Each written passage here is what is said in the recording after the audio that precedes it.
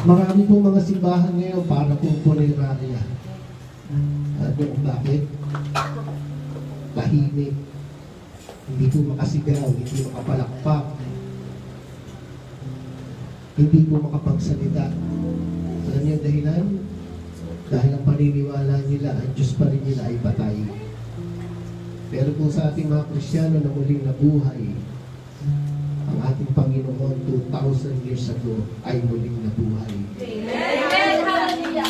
Kung kaya ang dapat mga sumasamba sa Kanya ay buhay din po. Malakas kumanta, malakas sumilaw. Amen! Amen!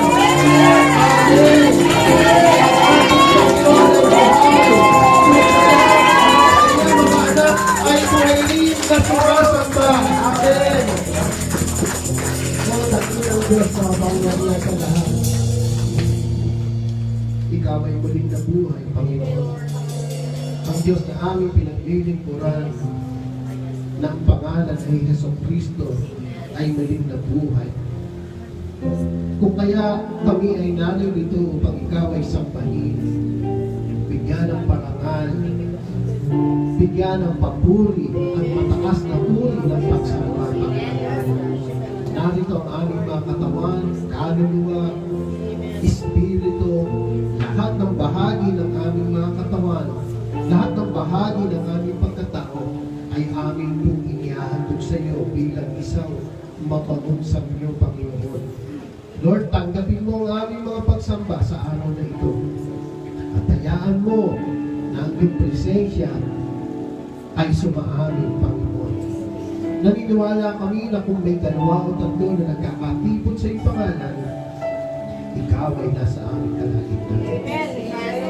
O banal na Espiritu, aming pag-iimbitahan sa aming kalagitnaan. Ikaw ay kumilos sa bawat bahagi ng buhay ng iyong mga anak.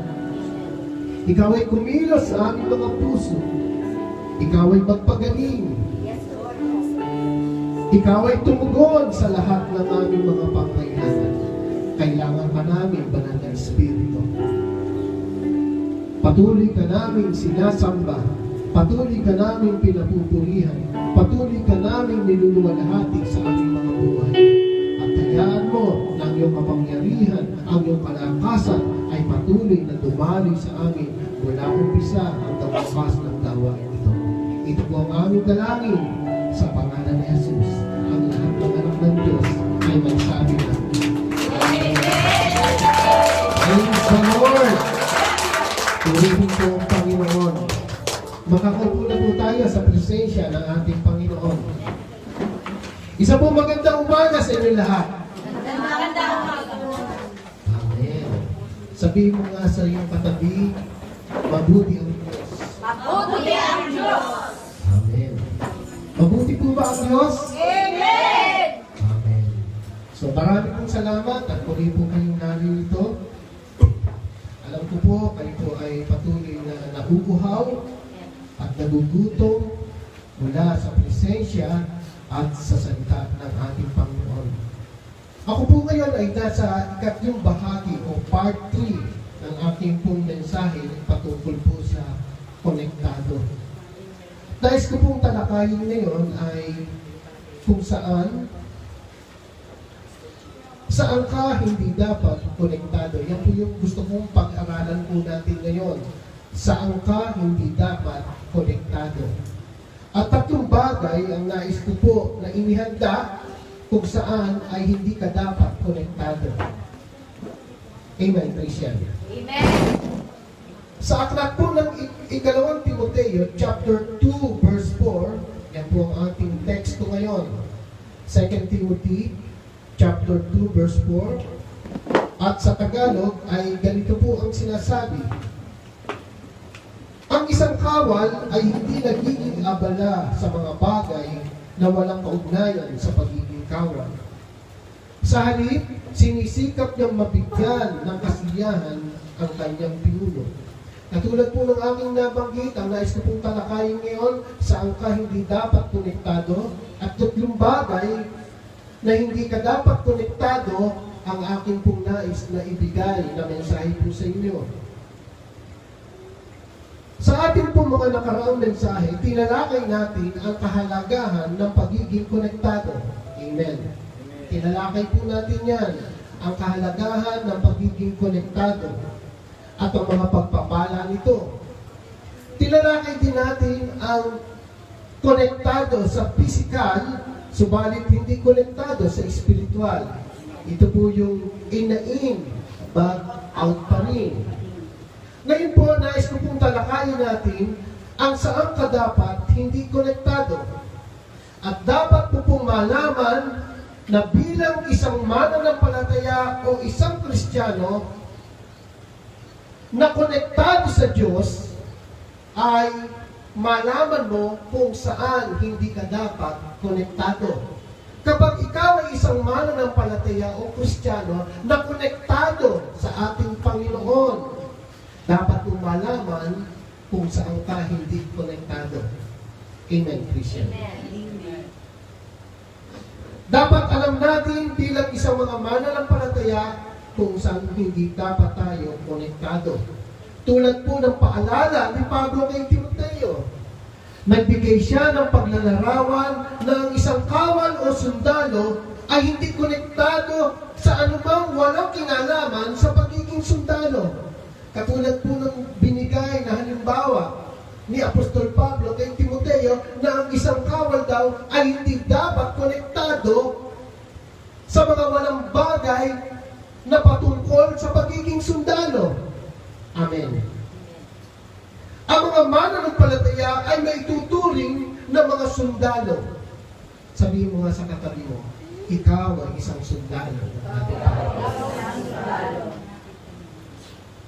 At ito po ang nais bigyan diin ni Pablo sa atin, na ang mga mananampalataya ay hindi dapat konektado sa alinmang hindi ukol para sa mga mananampalataya. Bagkus ang kanyang pinag-uukulan ay mabigyan ng lugod ang ating Panginoon.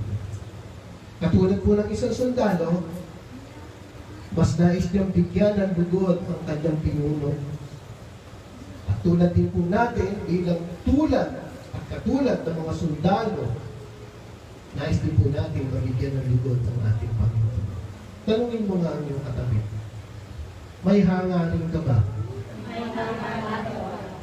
May naising ka ba? May naisip ka ba? Nabigyan lugod Nabigyan lugod ang ating Panginoon. ang ating Panginoon. At kung yan po ang iyong hangarin, ibig sabihin po, nais mo na hindi maging konektado sa mga hindi bagay na hindi para po sa Panginoon. Amen? Amen. Amen, Christian. Ikaw bilang mananampalataya, alam mo ba kung saan ka hindi dapat konektado? Bilang po isang mananampalataya, alam mo ba kung saan ka hindi dapat konektado?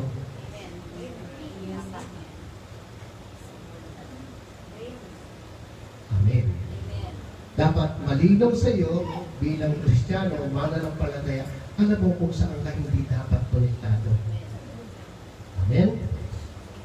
Kaya nais ko pong talakayin ito dahil may kaugnayan ito sa iyong espiritual at kasalukuyang kalagayan sa buhay mo. Mahalaga po ito sa iyong buhay espiritual. Malaking impluwensya sa buhay mo kung ikaw ay konektado sa maling tao. Alam mo ba, kapatid, na malaking bahagi sa buhay espiritual mo at sa pagkatao mo kapag ikaw ay konektado sa maling tao? Amen. Mukhang hindi po agree yung iba.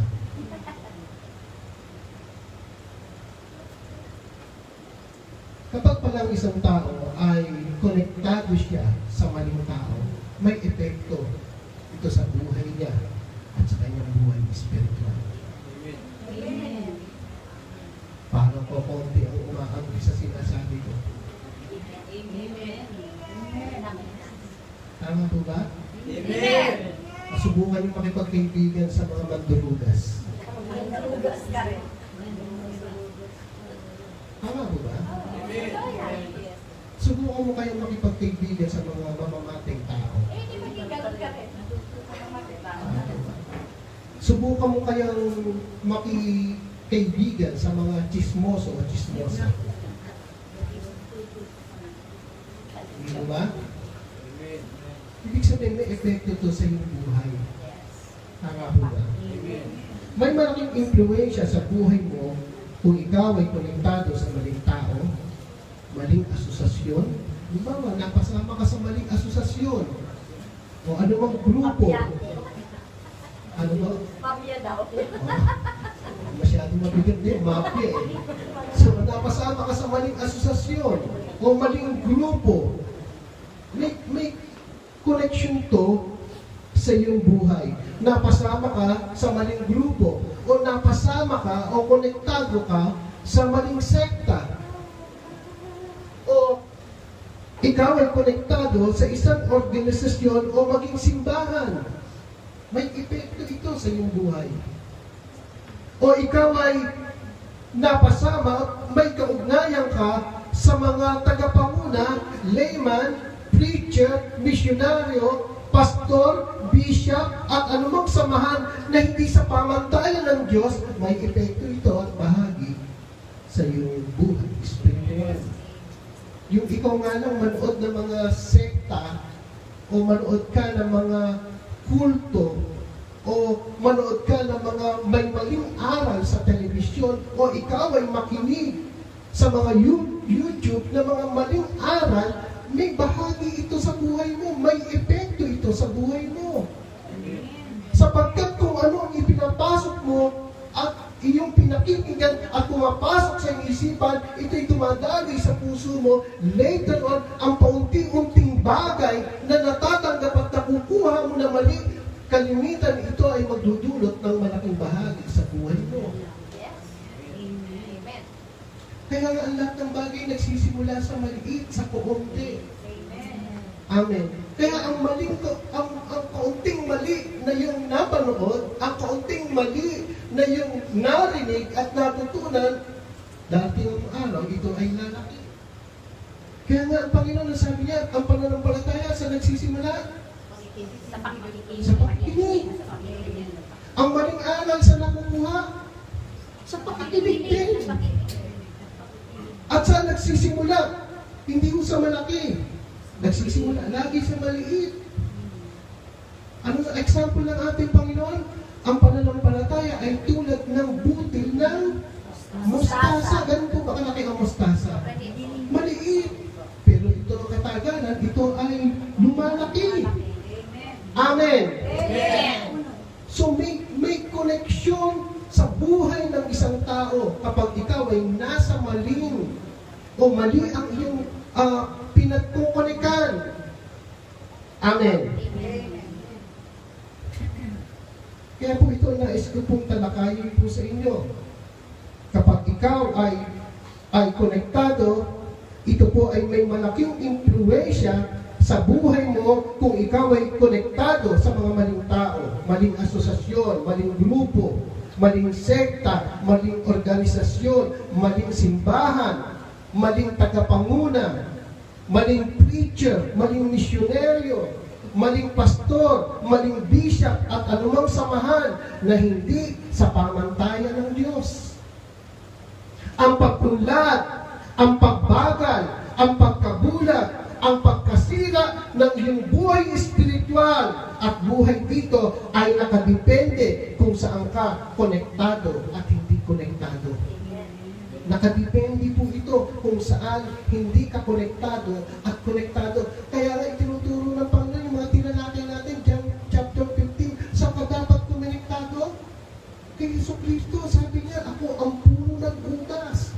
Kayo ang mga sanga, ang nananatili sa akin. Parang sinabi ng ating Panginoon, kinakailangan konektado kayo sa akin. Amen. Sapagkat kung kayo hiwalay sa akin, wala kayong magagawa. Ganun kahalaga ang pagiging konektado natin sa ating Panginoon. Amen.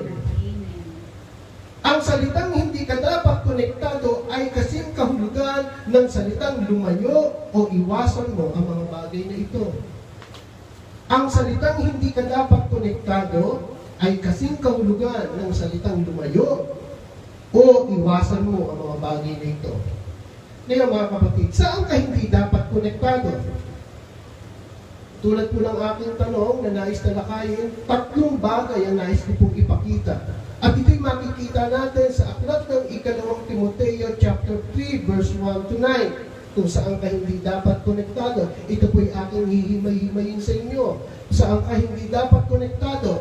2 Timothy chapter 3 verse 1 to 9. Ganito po sinasabi sa verse 1. Dapat mong malaman na sa mga huling araw, sabihin nga natin, mga huling araw, ay magkakaroon ng mga kahirapan.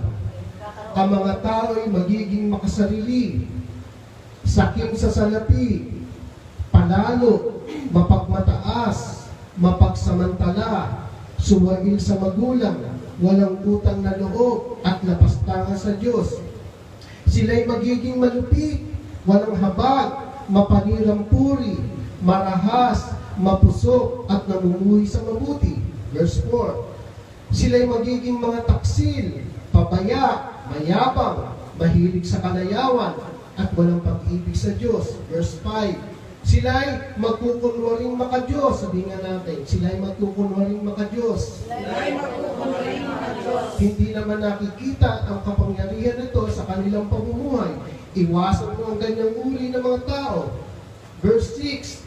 May ilan sa kanila nagagamit ng panlilinlang upang makapasok sa bahay ng mga babaeng walang pagpipigil sa sarili. Ang mga babaeng yun ay alipin ang kanilang mga kasalanan at sari-saring pagnanasa. Verse 7. Lahat ng gustong matutunan ng mga babaeng ito, ngunit kailanman di sila nakakaunawa. Verse 8. At tulad ni Janes at Hambres na sumalungat kay Moises, sila ay sumasulungat din sa katotohanan. Wala silang iniisip na kabutihan at hindi tunay ang kanilang pananampalataya. Verse 9. Ngunit hindi magpapatuloy ang kanilang kasamaan sapagkat makikita ng lahat ang kanilang kahangalan gaya na nangyari kay Janes at Hambres. Ayon po dito sa mga talata, nais ko pong tignan natin kung saan ka hindi dapat konektado. Saglit lamang po.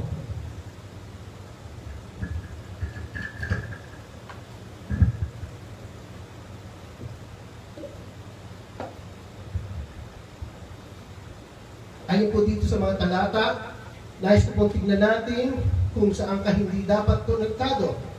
3 bagay na hindi ka dapat konektado. Number 1, hindi ka dapat konektado sa mga taong namumuhay sa takbo ng huling araw. Yan po yung una. Hindi ka dapat konektado sa mga taong namumuhay sa takbo ng huling araw. Sila po ay mga taong walang totoong relasyon at hindi konektado sa Diyos. Amen. Amen, Christian. Amen. Hindi ka dapat konektado sa mga taong namumuhay sa takbo sa huling araw. Kasi po tayo na sa huling araw na. Amen. So ito na yung mga taong mga nasa huling araw, hindi ka dapat konektado sa kanila sapagkat sila ay walang totoong relasyon at hindi konektado sa Diyos. Ang isang mananampalataya na konektado sa Diyos ay pinapaalalahanan na umiwas o lumayo sa ganitong pamumuhay. Dahil ang ganitong mga pamumuhay ay hindi dapat para sa mga anak ng Diyos. At ang mabisang paraan upang hindi tayo mahawa sa ganitong pamumuhay ay hindi ka dapat konektado. Amen. Yun lang po ang solusyon, hindi ka dapat konektado. Amen. Upang ikaw ay makaiwas sa mga ganito. Paano po ba namumuhay ang mga tao sa huling araw? Paano po ba namumuhay ang mga tao sa huling araw? Ipinakita po ni Apostol Pablo ito sa pamamagitan ng sulat niya kay Timoteo. At paano daw po namumuhay ang mga tao sa huling araw? Sabi po ito, dapat mong malaman na sa mga huling araw ay magkakaroon ng mga kahirapan. Ang mga tao ay magiging makasarili. So yun ang palatandaan na tayo ay nasa huling araw na. Amen. Amen. Ang tao raw ay magiging makasarili. Ibig sabihin, itong mga taong to, wala sila pong pinapahalagahan, kundi ang sarili lamang nila. Amen. Amen. Sakim sa salapi, ito raw ay palatandaan sa huling araw, ang tao ay magiging sakin sa salapi. So ang kanilang pag-ibig ay nasa pera at nasa salapi. Pinapahalagahan nila ng higit sa kanila ang pera. Marami ang may mga ganitong kalagayan ngayon. At isa pa rin po palatandaan, ang mga tao ay magiging mga panalo. Ang tao ay magiging mapagmataas. Ang tao po ay magiging mapagsamantala. Amen. Obserbahan niyo po ba ito sa paligid? Yes. Amen.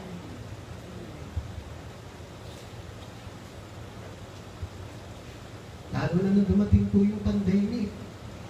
Dumami ang mga mapagsamantala. Amen. Hindi na po natin iisa-isahin. Siguro naman yung iba, nababalitaan nyo, naririnig po ninyo. Ano ang dahilan? May connection lamang to sa pagiging sakim sa pera. Amen? Dahil na to, di ba ay magsasamantala. Anong dahilan? Kasi makasarili. Amen. So nagdodol-lamang po yan, hindi po lumalabas. Tingnan niyo po yung, alam niyo po ba, napakatagal namang isinulat ni Apostol Pablo kung itong sulat na ito. Amen. At yun na makatotohanan na nangyayari talaga sa panahon natin. Amen.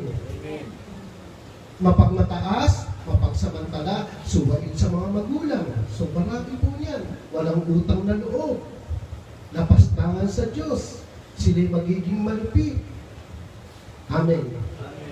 Walang takot sa buhay ng tao. Walang pagpapalaga sa buhay ng tao. Kaya maraming mamatay, wala pong pakialam. Basta mahalaga ang kikitain. Tama po ba? Sila'y magiging malupit, walang habag, mapangilang puri, marahas, mapusok, at namumuhi sa mabuti. Sila'y magiging mga taksil, pabaya, mayabang, mahilig sa kalayawan, at walang pag-ibig sa Diyos. Ito ang katotohanan. Kasi po, ang mga tao ito ay totoong walang pag-ibig sa Diyos. Sa huling araw daw po, ang pag-ibig ng marami ay manlalamig. Amen. Ibig sabihin, hindi ho sila magkakaroon ng pag-ibig sa Diyos. Hindi sila magkakaroon ng pag-ibig sa kapwa. Amen. Dahil wala pong pag-ibig sa Diyos. Ito po ang palatandaan na tayo po ay nasa mga huling araw. Agree po ba kayo sa sinasabi ko? Amen. Madalas po nakakarinig, nakakapanood tayo ng mga maraming aral at mga mensahe tungkol sa huling araw. Alam niyo po ba, lalo na nung dumating po yung pandemic, napakadami pong naglabasan sa YouTube tungkol sa mga palabas na nagsasabing nasa huling araw na tayo. Amen. Siguro naman, di limit sa inyo, halos lahat naman sa inyo nag-YouTube. Mapapanood nyo na sa huling araw, mga palatandaan na tayo ay nasa mga huling araw na. Mga palatandaan sa paligid, sa langit, mga sakit, tulad niyan, pandemya, lindol, gera, bagyo, antikristo, 666, siguro lahat yung napapanood nyo. Napakinggan po ninyo yung mga aral na ito. Patungkol sa dabis, mga halimaw. Napakinggan din po ninyo marahil ang mga pangalawang pagdating ng Panginoon at iba pa. Lalo na nagkaroon po tayo ng epidemya sa buong mundo. Sabi ng ilan, nasa mga huling araw na tayo. Amen. Marami sa ating mga Kristiyano ang naiengganyo, na-attract sa dami ng mga aral at mga kwento tungkol sa mga huling araw. Gusto nila panoodin yung mga 666, tungkol sa halimaw, tungkol sa pagdating ng ating Panginoon. Pero meron kang dapat mas lalong higit na tignan. Alam mo kung ano? Yung karakter ng tao sa huling araw. At baka yung karakter na yun sa huling araw ay mayroon ka rin. Kaya doon ka dapat maging aware. Amen. Amen. Nais ko pong tingnan titingnan natin ang higit na palatandaan ay kung paano mamuhay ang mga tao sa huling araw. Minsan po nagsasabi tayo ng mga palatandaan sa paligid. Yung mga nagaganap sa paligid. Pero baka hindi natin alam sa ating mga sarili, tayo ay konektado sa ganitong uri ng pamumuhay sa huling araw. Ito kikwento yung iba. Ako, ito, mga antikristo, yan ang mga labis, yan ang mga tayo-tagay nasa ulit. Pero ang buhay mo pala ay konektado doon sa mga pag-uugali ng mga tao sa huling araw. Amen, Christian. Amen. Dapat doon ka-aware. Minsan nagsasabi tayo ng mga palatandaan sa paligid, sa mga nagaganap, pero baka hindi natin alam sa ating mga sarili, tayo ay konektado sa ganitong uri ng pamumuhay sa uling araw. Maaaring sabihin ng ibang Kristiyano, ito mga palatandaan, pero ikaw naman pala ay sakim sa pera. Ikaw naman pala ay namumuhi. Ikaw pala ay nagtutungkad doon sa mga karakter ng mga palatandaan sa huling araw. Amen. Amen, Christian. Amen. So mas mahalaga muna makita mo na hindi ka konektado doon sa binanggit ni Apostol Pablo. Amen. Amen. Doon ka hindi dapat konektado. Ngayon, yung pagdating ni Kristo, sa ayaw mo sa gusto, darating po yan. Yung mga palatandaan nangyayari sa paligid natin, mangyayari po talaga yan. Ang babantayan mo, alam mo kung ano po babantayan mo? Sarili mo. Sarili mo. Ito maingganyo sa mga kwento, ito mga 666, yan na pala, ang dabis pala, ay ito palang si ganito, si so and so pala, dabis pala yan. Ay, yung mga nangyayari pa lang ito na pala ang huling araw. Yung mga i-inject na yan, ganito pala yan, ganito yan. Diyan ka nakatingin. Huwag yan ang tingnan mo. Ang tingnan mo ay yung sarili mo. Baka ikaw ay konektado doon sa mga tinutukoy ni Apostol Pablo. Ngayon, bilang isang Kristyano, hindi ka dapat konektado po doon. Kapag hindi ka konektado po doon, makikita mo po, kung dumating man ang Panginoon sa huling araw na ito, tiyak kasama ka. Amen, Christian. Amen. Amen. Amen. So, saan ka hindi dapat konektado? Hindi ka dapat konektado sa mga tao sa mga huling araw. Amen, Christian. Pangalawa, dun sa verse 5, ang binanggit natin. Sabi ron, sa may anyo lamang ng kabanalan. Hindi ka dapat konektado sa may anyo lamang ng kabanalan. Ang salitang ito ay masasabi ko na may isa lamang pinatutukuyan. Ito ay pagiging religyoso na hindi konektado na totoo kay Jesus. Sino ba yung tinutukoy na may anyo lamang ng kabanalan? Pag sinabi bang anyo ng kabanalan, ano po ibig sabihin nun? Anyo pa lang. Panglabas lang. So, hindi ka dapat konektado sa mga tao, sa mga religious, sa mga sekta, sa mga grupo na may anyo lamang ng kabanalan. Hindi ka dapat konektado. Ni manood, ni makinig, hindi ka dapat konektado po sa kanila. Amen. Ibig sabihin, ito ay kumakatawan lamang sa panglabas na kabanalan at anyo. Ultimong ang ating Panginoon ay galit po dito. Sabihin natin, galit. Galit. Si Jesus nagagalit ba? Di ba? Si Jesus ay pag-ibig.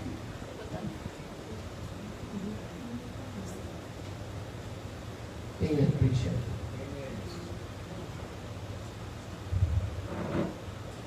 Tingnan niyo po ang sinabi ng ating Panginoon, Matthew chapter 23, verse 25 to 28. Sino po pinatutukoy niya rito? Kahabag-habag kayo, mga tagapagturo ng kautusan at mga Pariseo, mga mapagkunwari. Kung inyo pong titignan po itong pagkakasalita ni Yeso Cristo, sabi po ron, mga Pariseo, mga mapagkunwari. Ang nakalagay po doon ay tandang-tandang lang. Ibig sabihin, sinalita ba ito ni Jesus ng mahinahon? O sinalita ito ni Jesus ng pasigaw?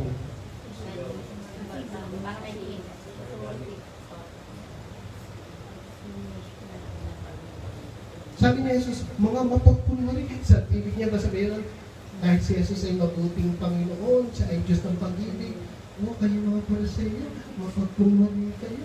Ganun po ba sa magsalita si Jesus? Sa palagay na ganun, mga Pariseo, kayo mga mapagkunwari. Ganun po ba? Palagay ko, hindi ganun lang salita ni Jesus eh. Di ba? Malamang ito'y pasigaw. Amen. Kahabag-habag kayo, mga tagapagturo ng kautusan at mga Pariseo, mga mapagkunwari, nililinis niyo ang labas ng tasa at pinggan. Ngunit ang mga iyon ay puno ng kasakiman at pagiging makasarili. Bulag na Pariseo. Si Jesus naman nananakit ng damdamin. Parang hindi yata pag-ibig si Jesus.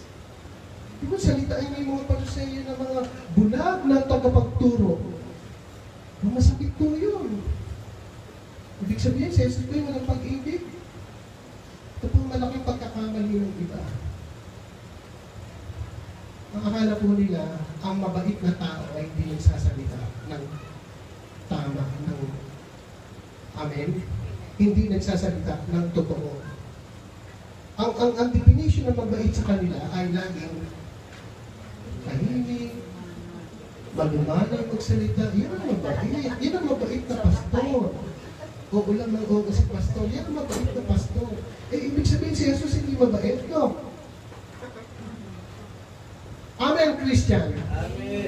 Sabi ni Jesus, bulag na Pariseo, linisin mo muna ang nasa loob ng tasa at magiging malinis din ang labas nito. Kahabag-habag kayo, mga tagapagturo ng kautusan at mga Pariseo, mga mapagkunwari. Sabi po niya, ang katulad ninyo, mga libingang pinaputi, magaganda sa labas, ngunit ang loob ay bulok at puno ng kalansay. Kaya sabi ni Jesus, sabi niya sa mga Pariseo, mga mapagkunwari, mas pinapahalagan nyo ang pagpapabanal sa labas na anyo. Amen. At sabi po nga, ang patukoy nga ng ating Panginoon, nagbibigay sila ng mga mahahabang damit na puti. Sabihin kasi pag nakaputi, no, ano ibig sabihin nun? Kalinisan. Amen. Ngunit ito'y sinaway ng ating Panginoon.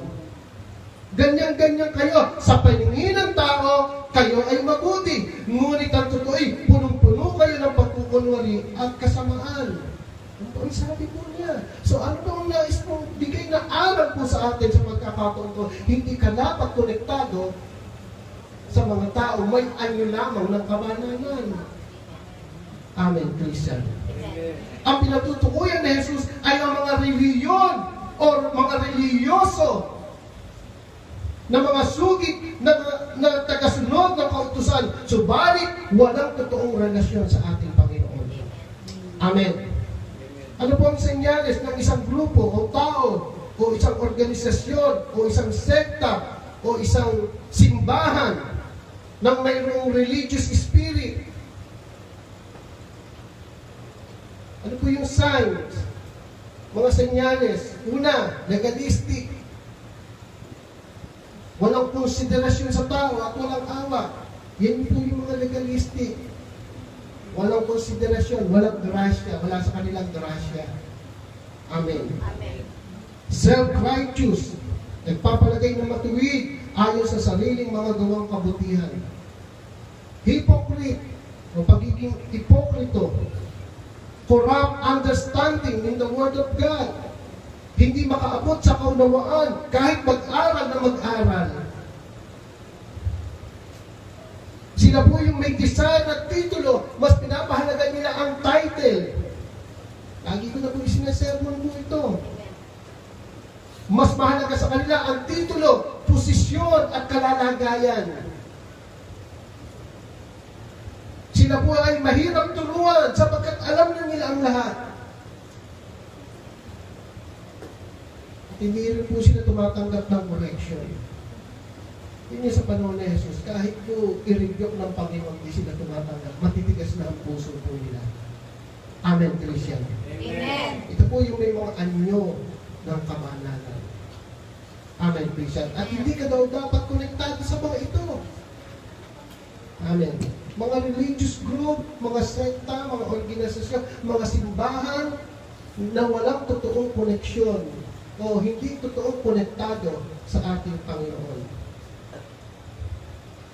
Lahat po ng ito ay makikita natin sa panahon ni Jesucristo kung paano siya'y inaatake ng mga Pariseo at Eskriba. Sa ating panahon, ang grupong ito ay patuloy na umaatake sa mga mananampalataya. At kung hindi ka aware, maaaring maging konektado ka sa ganitong grupo. Kailangan maging aware ka. Kapag hindi ka aware, hindi mo sinasala ang iyong pinapanood at pinakikinggan, maaaring maging konektado ka dito. At itinuturo ko sa atin, hindi ka dapat konektado sa mga ito. Amen. Amen. Amen, Christian. Amen. Marami yung kasi mga nagsasabing Kristiyano na makikita mo, nalihis na po sila. Anong dahilan? Nagsimula po silang makinig. Nagsimula silang manood. At nagsimula po silang kumonekta sa mga ganitong may maling mga aral. Amen, Christian. Amen. Pangatlo, saan ka hindi dapat konektado? Sa mga hindi nakararating sa pagkaalam sa katotohanan. Hindi ka daw po dapat konektado sa mga tao na hindi nakararating sa pagkakaalam sa katotohanan. Kung atin pong sasabihin to, kapos sa kaalaman tungkol sa mabuting balita. Amen? Amen, Christian. Hindi ka daw dapat konektado. Ito ay may mga maling aral patungkol sa Diyos. Ito na po yung mga tao, mga sekta, mga grupo, mga simbahan na may mga maling aral patungkol sa Diyos. Hindi ka dapat konektado sa mga tagapagturo na hindi nakaabot sa katotohanan. Kahit pa sabihin na sila ay mga bishop, kahit sabihin pa sila ay pastor, kahit sabihin pa sila ay mga guro, ebanghelista, layman, misyonaryo, pinuno ng samahan, pinuno ng organisasyon, pinuno ng grupo, pinuno ng sekta, pinuno ng reliyon, pinuno ng asosasyon, kahit sabihin pa sila ay mga pinuno, kapag sila ay hindi nakaabot mula sa totoong kaalaman mula sa ating Panginoon, hindi ka daw dapat konektado sa kanila. Amen. Kahit ano pang denomination ito, at kahit pasabihin natin na sila ay tinatawag na kabilang sa Iglesia ng Panginoon, kahit pa sila ay sikat. Amen. Sa YouTube maraming sikat. Pero may maling aral. Hindi ka daw dapat konektado sa mga ito. Kahit sila ay popular, kahit sila ay kilala at hinahangaan ng marami, hanggat hindi sang-ayon sa pamantayan ng Diyos at aral ng Diyos, ay hindi ka dapat konektado. Kasi tayong mga tao, lalo ng mga Pilipino, madali tayong humanga. Lalo na kapag popular at sikat na. Madali tayong ma-attract. Dahil maraming tao nagsusunuran, madali rin tayong sumunod. Amen. Pero kapag ikaw ay totoong konektado sa Diyos at totoong konektado sa ating Panginoon, hindi ka dapat konektado sa mga ganitong tao. Amen. Hindi po batayan ang may malaking simbahan. Inulit ko po yun sa inyo. Hindi po batayan na kapag ang isang simbahan ay nakita nyo, ang laki-laki, ang daming miyembro, hindi po batayan na tama nga ang kanilang mga aral. Amen. At hindi rin naman natin pwedeng sabihin na kapag maliit ang grupo at simbahan, pwede rin natin sabihin, ito dahil maliit, tama yung simbahan na yan. Hindi rin po natin dapat sabihin, alin ang tama? Ang tama kapag ang isang samahan o ang isang iglesia ay tama ang pagkakakunik nila sa ating Panginoon. Tama ang aral na kanilang natanggap mula sa ating Panginoon. Amen, Christian. Amen. Hindi batayan ang malaki ang simbahan, ang maliit ang simbahan, maganda ang suot ng isang tao. At dyan sa simbahan yan, talagang totoo, nandiyan ang Panginoon. Tingnan, ang gaganda ng suot nila. Lahat sila nakaputi. Diba? Iba ganun yung pinapractice sa simbahan. Lahat ng miyembro kinakailangan nakaputi pag-araw ng panambahan. Amen. Amen. Kailangan lahat tayo ay mahaba ang buhok. Ang kahabaan ng buhok ay tanda ng kabanalan. So, kapag maiksi ang buhok mo, hindi ka banal. Hindi mo ba? So, ang batayan ay panglabas.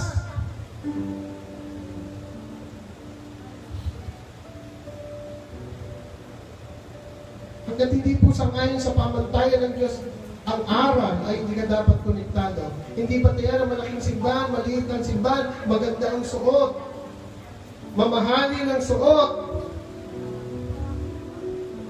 May mga magandang awitan at banda. Ay tama po. Isa namang batayan, mayroong tamang pagkakaalam sa mabuting balita. Ang batayan po ay mayroong tamang pagkakaalam sa mabuting balita.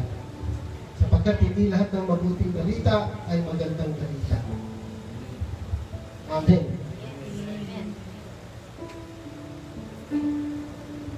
Meron tatlong mahalagang aral na dapat alam ng isang Kristiyano. Una, aral na pagkakakilala mo tungkol sa Diyos. Mayroong Diyos Ama, may Diyos Anak, may Diyos Espiritu. Kapag ang isang sekta, samahan o grupo ay hindi ganyan pagkakakilala, may mali pong aral. Amen? Pangalawa, ang pagkakakilala ng isang tao kay Jesucristo. Kapag ang isang sama na grupong pagkakakilala nila kay Jesus ay hindi Diyos, mali pong sekta po yan. Amen? Kapag ang isang samahan o grupo simbahan ay hindi kinikilalang naging tao si Kristo, hindi rin po tama ang samahan po yan. Sapagkat si Kristo ay totoong Diyos at totoong tao. Amen. Dapat ang maging paniniwala si Jesus ay totoong Diyos at totoong tao. Pag nagsabi ang isang samahan na si Jesus ay Diyos lamang at hindi naging tao, mali po yan. Pag ang nagsabi naman tao, si Jesus ay totoong tao pero hindi Diyos, mali po rin yan. Kapag ang isang samahan nagsasabing ang Diyos Ama at si Jesus ay iisa lamang, mali po yan. At meron pong tatlong Diyos na may iisang Diyos na may tatlong persona, ang Ama, Anak at Espiritu Santo. Amen. Amen. Kapag, sige, palakpakan muna natin ang Panginoon. Kapag, ito po ang pangatlo, kapag ang paniniwala tungkol sa kaligtasan, kapag ang kaligtasan ay tungkol, ang paniniwala ay hyper grace, dalawa lang pong extreme yan. Hyper grace at walang grace. Ano yung hyper grace? Ito po yung naniniwala na ang isang tayo maliligtas sa biyaya ng Diyos. Tama po yun. Lahat tayo naligtas sa biyaya ng Diyos. Pero matapos maligtas ang isang tao, lagi ko po inuulit po sa inyo, kapag naligtas ang isang tao, nagkakaroon po siya ng tinatawag na mga mabubuting gawa. Bunga po ito. Amen. Amen. Na siya ay nakatanggap ng biyaya sa Diyos. Ang hyper grace, kapag ikaw po ay naligtas sa biyaya, kahit hindi ka na po gumawa ng mabuti, dahil ligtas ka na po, may lisensya ka na gumawa ng kasalanan. Amen? At yung isang extreme naman, ang kaligtasan ay sa pamamagitan ng mga gawa, hindi ho sa biyaya ng Diyos. Kinakailangan gumawa ka ng gumawa upang ikaw, gumawa ng mabuti upang ikaw ay maligtas. Amen. At meron din namang grupo, para ikaw ay maligtas, kinakailangan ang grasya ng Diyos plus mabuting gawa equals salvation. Hindi rin po ganun. Hindi po grace plus works o good works equals salvation. Hindi rin po ganun. Ang totoong kaligtasan ay sa biyaya lamang ng ating Panginoon. Hindi ka dapat magdagdag ng mabuting gawa. Ito ay tinapos ni Kristo sa krus ng Kalbaryo. At ulitin ko, kapag ikaw ay nakatanggap ng biyaya ng Diyos, ikaw ay naligtas, makikita ang bunga nito, at ang bunga nito ay ang mga mabubuting gawa. Kaya ka nagkakaroon ng mabubuting gawa, gumagawa ka ng mabubuting gawa, hindi upang ikaw ay maligtas, kundi ito'y bunga ng iyong pagiging isang ligtas. Amen. May tatlong kaganapan na nangyayari sa kaligtasan ng isang tao. Justification. Ito yata yung tinis ni Sister Lily, Pastor Lily sa inyo. Di ba sabi niya kay Pedro, sabi ng Panginoon kay Pedro, kailangan ko kayo hugasan. Ano sabi? Hugasan lang yung mga paa. Ano sabi ni Pedro? Huwag niyo po ako hugasan. Nakakahiya naman. Pedro, kailangan ko hugasan ng iyong paa. Amen. Lahat, sapagkat kayo lahat ay nahugasan na. Justification. Nahugasan na tayo mula sa ating mga kasalanan. Yung ating lumang kasalanan na minana natin kay Adan at Eva, nahugasan na. Bakit maghuhugas pa ng paa? Po yung sanctification, dahil sa araw-araw na buhay po natin, tayo ay nagkakamali at nagkakasala. Kinakailangan tayo ay maghugasan. Amen. Hindi ka maghuhugas para ikaw ay maligtas muli, kundi naghuhugas ka dahil sa iyong mga pagkakamali upang ang iyong relasyon sa ating Panginoon ay patuloy na maging maganda ang iyong ugnayan sa ating Panginoon. Amen. At ang pangatlong paghuhugas, ano sabi ron? Maghugasan kayo. Amen. Tinuro ng Panginoon, maghugasan kayo. Itong ginagawa natin ay isang uri ng paghugasan. Hinuhugasan ko kayo mula sa inyong mga paa. Amen, Christian. Justification, sanctification, and glorification. Kailan nangyayari ang glorification? Nangyayari po ito kapag dumating na ang ating Panginoon. Yung ating mga katawang lupa na ito ay muling bubuhayin. Amen. Isang katawang maluwalhati. Iyon ang perfect salvation na ng isang Kristiyano. Ito ang kaganapan ng kaligtasan ng isang Kristiyano. Amen. So kapag hindi ganito po ang aral, hindi ka dapat konektado. Kahit anong galing pa ng isang mangangaral, kahit gaano pa siya katalino, kahit gaano pa siya kagaling manalita, kahit gaano pa kalaki ang kanyang organisasyon at simbahan, kapag hindi ganito ang aral na tinanggap na natin, tulad ng pagtanggap natin mula sa salita ni Apostol Pablo, hindi dapat tayo kumita. Amen? Amen. Roma 16:17-19. Mga kapatid, nakikiusap ako sa inyo, mag-ingat kayo sa mga pasimuno ng pagkakampi-kampi at sa nilang pagtalikod dahil sa pagsumunod nila sa mga aral na tinanggap ninyo. Iwasan niyo sila. Basahin niyo po sa Bible ninyo, Roma 16:17-18. Iwasan niyo sila. Ang mga taong gayon ay hindi naglilingkod para kay Kristo na Panginoon natin, kung hindi para sa pansariling hangarin.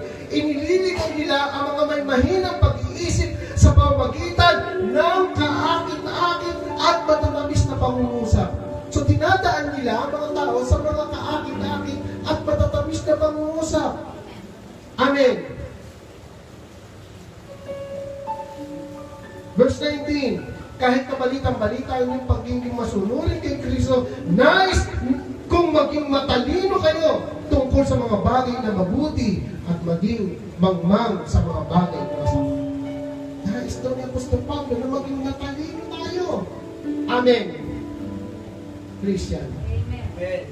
Unang Timoteo chapter 6, verse 3-5. Unang Timoteo chapter 6, verse 3-5. Ituro mo't ipatupad ang mga bagay na ito. Kung nagtuturo ang sino man ng ibang katuruan, sabihin natin, ibang katuruan. At di sang-ayon sa tunay na salita ng Panginoong Jesucristo at sa mga aral tungkol sa pagiging makadiyos, siya ay nagyayabang mayabang, ngunit walang nalalaman. Sakit na niya ang manuliksa at pakipagdebate tungkol sa mga salita. Mga bagay na humahantong sa inggitan, alitan, kutsaan at pagbibintang.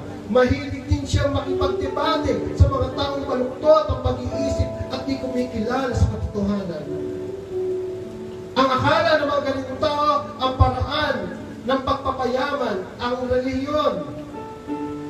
Unang Korinto chapter 11 verse 4. Unang Korinto chapter 11 verse 4. Sapagkat malugod ninyong tinanggap ang sino mang dumarating at nangangaral sa ibang Jesus kaysa pinapangaral namin. Tingnan niyo po ang sabi ng Apostol Pablo sa mga Kristiyano, oo, malugod ninyong tinatanggap sa inyong mga tahanan ang mga mangangaral na ito. Sino po sa inyo tumatanggap sa tahanan ng mga ibang aral, ng mga mangangaral? Sabi ng iba, hindi kami nagpapatanggap. Yung may kumakatok sa akin, hindi na natatanggap. Tama ko ba? Hindi namin pinapapasok sa bahay namin yan. Oo nga, hindi mo nga pinapapasok. Pero sa YouTube, Sa YouTube, sa television. tanggap na tanggap, pasok na pasok sa loob ng bahay mo. Imit ka ng imit. Hello. Sapagkat malugod niyong tinatanggap ang sino mang dumarating at nangangaral ng ibang Jesus kaysa pinapangaral namin. Tinatanggap ninyo ang Espiritu at aral na iba sa itinuturo namin. Kapag nakinig po tayo ng mga ganun, may tinatanggap tayong Espiritu. Pag matatanggap natin ang Espiritu, ay maling Espiritu. Maling Jesus ang ating matatanggap. Galatia chapter 1 verse 8 and 9. Subalit parusahan nawa ng Diyos ang sino man, maging kami o isang anghel mula sa langit, na mangaral sa inyo ng magandang balita na iba sa ipinapangaral namin sa inyo. Sumpahin daw po ito kahit anghel ang bumaba at mangaral ng ibang aral tungkol sa ipinapangaral ni Apostol Pablo, ay pakasumpahin daw ito. Amen. Sinasabi namin ito sa inyo at inuulit ko ngayon, parusahan nawa ng Diyos ang sino mangaral sa inyo ng magandang balita na iba o naiiba kaysa sa tinanggap ninyo. Amen. Ano sabi ng Apostol Pablo? Parusahan ang mga tao ito na nangangaral ng ibang mabuting balita. Amen. Tapos ikaw, Kristyano, tatanggapin mo? Konektado ka? Kung si Apostol Pablo ay galit sa mga ganito, ulitin ko po sa inyo, kung si Jesus ay galit sa mga ito, si Apostol Pablo ay galit sa mga ito, ikaw ay kakampi ka? Ikaw ay tanggap mo at konektado ka? Hindi ka dapat konektado sa mga ito. Sabi mo nga sa kapatid, hindi ka dapat konektado. Hindi ka dapat lang. Amen. Kahaytigihan po ba tayo? Amen. Mahalaga po ito sa buhay spiritual mo. Sapagkat maraming tao, maraming Christian na nalilihis na landas. Nulitin ko po, may koneksyon ang pagiging konektado sa mali. May influensya ito sa buhay mo. Ito po yun. Kahit ikaw pa'y pastor, kahit ikaw pa ay bishop, kapag ikaw ay napunta sa maling aral, nakinig ka, nanood ka, nakibahagi ka sa mga maling aral ito, may bahagi ito sa buhay spiritual mo. May mangyayari sa iyo. May espiritu kang natatanggap. Amen. Amen, Christian. Lalo pa kayo mga bagong mga mananampalataya o kahit pa, sabi ko nga sa inyo, kahit nga mga matatanggal ng Kristiyano, salitang gagamitin ko na po ang salitang ito. Marami, kahit na mga pastor, mga lingkod ng Diyos, nadadali pa rin ang mga maling aral. Amen. Amen. Kaya na kailangan mag-review ka ng iyong doctrine. Mag-review ka ng iyong aral. Amen. Hindi dahil nakakainganyo ang ganda pakinggan ay tama. Amen, Christian. Tatlong bagay na hindi ka dapat konektado bilang mananampalataya. Ano yung una? Hindi ka dapat konektado sa mga taong namumuhay sa maraming araw. Pangalawa, Hindi ka dapat konektado sa mga tao na may anyo lamang na kabanalan. At pangatlo, hindi ka dapat konektado sa mga tao na hindi nakaabot sa katotohanan. So, ibig sabihin mga grupo, mga pastor, mga lingkod, nakapo sa kaalaman tungkol sa mabuting balita. Hindi ka dapat konektado. Amen. Alam dito mga kapatid. Mga brother, sister, hindi ka dapat konektado. Tanungin mo nga, paano man ikaw ay konektado na? Baka naman ikaw ay engganyo na.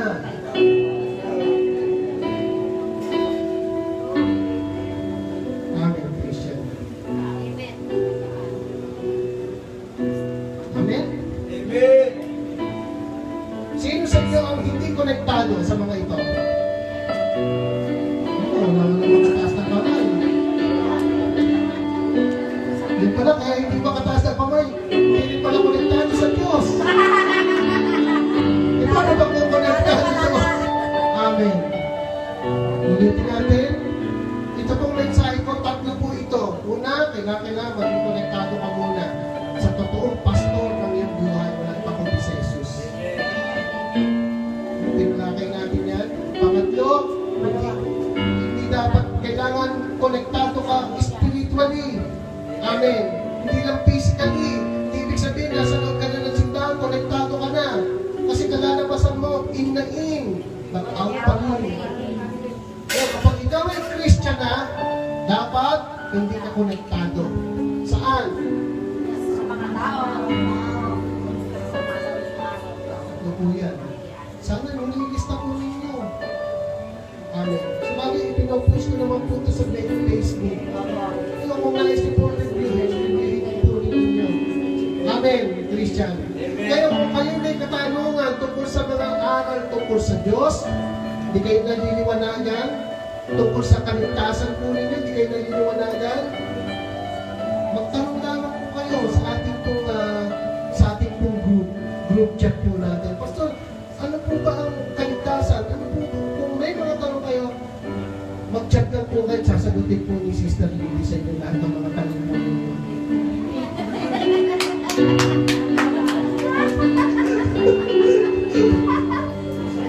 Praise the Lord. Amen. Amen. And yung last, po, nagtakal po kayo tungkol sa salvation. Maganda po yung tinatanong ko. Mahalaga po yun. Yung paghuhugas ng paa. May connection sa salvation po yun. Hindi na lahat ang kailangan hugasan pa. Amen. At meron sa inyo na hindi totoong nahugasan. Sino yun? Si Si Judas. Judas kasi hindi siya totoong Hindi siya konektado. konektado. Amen.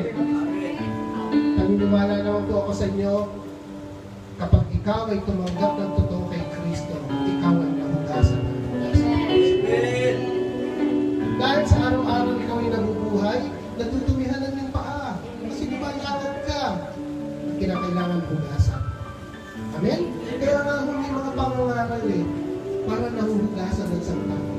Kasi nagkakamali pa rin tayo. Even po kami, nagkakamali. Kakasala at kailangan huhugasan. Amen? Amen. Amen, Christian. Amen. Papa po natin ang Panginoon. Marahil sapat na po yung aking pinangaral. Tatlong part po ito na inyo pong narinig. And I hope kayo po ay napagpala. Amen. Napagpala po ba kayo? Amen. Kahit po natin ito ngayon.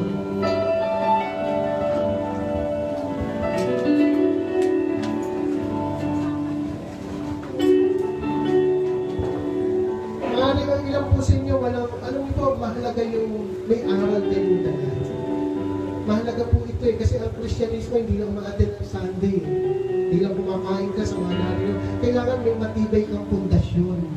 Kasi po, kapag wala kang matibay na pundasyon at ikaw ay Kristiyano, kapag nakarinig ka ng ibang mga, lalo na yung iba, pag may tumayo na pastor na magandang lalaki, naka-Amerikana at nagsalita, Ay. tama talaga lahat ang sinasabi ni pastor. Dito na talaga ako kay pastor. Pero ikaw ay may pundasyon talaga na salita ng Diyos. At alam mo yung aral tungkol po sa salvation. Amen. Kahit kasing ganda na lang ka ng anghel na mga ngayon. Di ba sabi ni Pablo? Amen. Dapat kita pray. Amen? Let us pray. Panginoon, maraming po salamat sa mga salita mo na aming narinig. Na kami ay hindi dapat konektado, Panginoon, sa mga tao sa huling araw. Hindi rin po kami dapat konektado, Panginoon, sa mga tao na may anyo lamang ng kabanayan. At lalo hindi po kami konektado sa mga taong hindi nakaabot sa katotohanan, Panginoon. Salamat po sa mensahe na narinig ng aming mga anak, Panginoon, ng iyong mga anak, na ang mga salita na kanilang narinig, Panginoon, ay tulad ng butil ng mustasa, Panginoon. Na bagamat maliit, Panginoon, ito'y magyayabong sa kanilang mga puso. Ingatan mo po sila at protektahan mo, Panginoon, sapagkat ikaw ang aming dakilang pastor. Ingatan mo po sila na walang sino man ang maligaw, Panginoon. Na walang sino man ang maakit o maagaw ng kaaway, Panginoon. Bagkus manatili, Panginoon, ang kanilang relasyon para sa iyo. Ito po ang aking dalangin sa pangalan ni Jesus. Amen. Amen. Praise the Lord. God bless you.